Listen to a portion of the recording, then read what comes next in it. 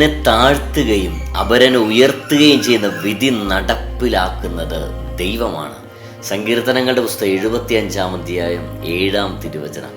നമ്മുടെ ജീവിതത്തിൽ പല വിധത്തിൽ പല സമയങ്ങളിൽ നമ്മൾ താഴ്ന്നു പോയിട്ടുണ്ടല്ലേ. നമ്മൾ താഴ്ന്നു പോയിട്ടുണ്ട്, തകർച്ചയിലൂടെ കടന്നു പോയിട്ടുണ്ട്. ലൈഫ് എന്ന് പറയുന്ന ഒരു ഗ്രാഫാണ്. ഇടയ്ക്ക് നമ്മളിങ്ങനെ താഴ്ന്നു പോകും, പിന്നെ ഇടയ്ക്ക് നമ്മൾ ഉയരും അല്ലേ.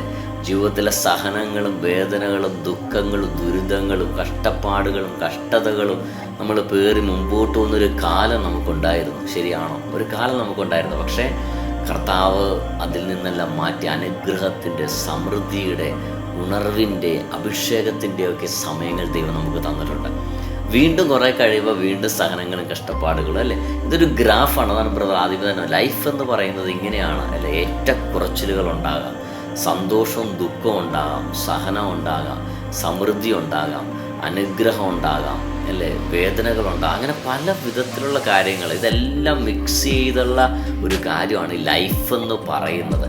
പക്ഷെ ഒരു കാര്യം നമ്മൾ മനസ്സിലാക്കണം, ഇവിടെ ദൈവമാണ് ഒരു വ്യക്തിയെ താഴ്ത്തുന്നതും ഉയർത്തുന്നതും. നമുക്കറിയാം, വളരെ വർഷങ്ങളായിട്ട് നമ്മുടെ ചെറുപ്പകാലത്ത് വളരെ സമ്പന്നരായ ചില കുടുംബങ്ങൾ നമ്മുടെ ഓർമ്മയിലുണ്ടല്ലേ. ആദ്യമായി TV വാങ്ങിയവർ അവരായിരിക്കാം, ആദ്യമായി വാർത്ത വീട് അവർക്കായിരിക്കാം, ആദ്യമായി കാറ് വാങ്ങിയത് അവരായിരിക്കാം, ആദ്യമായി ടെലഫോൺ ഉപയോഗിച്ചത് അവരുടെ വീട്ടിലായിരിക്കാം. അങ്ങനെ നമ്മുടെ നാട്ടിൽ ഏറ്റവും വലിയ സമ്പന്നരായ ആളുകൾ നമ്മുടെ ചെറുപ്പകാലത്ത് നമ്മളൊക്കെ ഓർത്തു പോകുന്നത് എത്ര സമ്പന്നരാണെന്ന് അവരല്ലേ. പക്ഷെ കുറേ കഴിഞ്ഞപ്പോൾ അവിടെ സമ്പത്ത് പോയി, പ്രൗഢി പോയി, അവിടെ എല്ലാം പോയി, സമൂഹത്തിലുള്ള സ്ഥാനമാനങ്ങളെല്ലാം നഷ്ടപ്പെട്ട് വളരെ താഴ്ന്ന നിലയിലേക്ക് അവർ വന്നിട്ടുണ്ട് അല്ലേ. അങ്ങനെയുള്ള ആളുകളെ നിങ്ങൾ കണ്ടിട്ടില്ലേ? അതുപോലെ തന്നെ ഒന്നുമല്ലാത്തവർ ദൈവാനുഗ്രഹത്തിൻ്റെ സഹായത്താൽ വളരെ വേഗത്തിൽ അവർ വളർന്നിട്ടുണ്ട്. അവർ സമൃദ്ധിയോടെ, അനുഗ്രഹത്തോടെ, അഭിഷേകത്തോടെ മുമ്പോട്ട് പോയിട്ടുണ്ട്.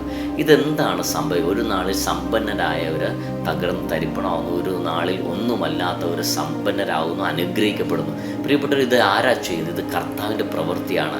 ഇത് സംഭവിക്കണമെങ്കിൽ എന്ത് ചെയ്യണമെന്ന് അറിയാം? നമ്മൾ കർത്താവിൻ്റെ കൂടെ ആയിരുന്നാൽ മതി. അതുകൊണ്ടാണ് വചനം വളരെ വ്യക്തമായിട്ട് പറയുന്നത്, ഒരുവനെ താഴ്ത്തുകയും അപരനെ ഉയർത്തുകയും ചെയ്യുന്ന വിധി നടപ്പിലാക്കുന്നത് നമ്മുടെ കർത്താവാണ്. സങ്കീർത്തനങ്ങളുടെ പുസ്തകം 75-ാം 7-ാം തിരുവചനം നമ്മുടെ എല്ലാവരുടെ ജീവിതങ്ങളിൽ അനുഗ്രഹമായി മാറട്ടെ, അഭിഷേകമായി മാറട്ടെ. കർത്താവ് എല്ലാവരും സമൃദ്ധമായി അനുഗ്രഹിക്കട്ടെ. ആമേൻ.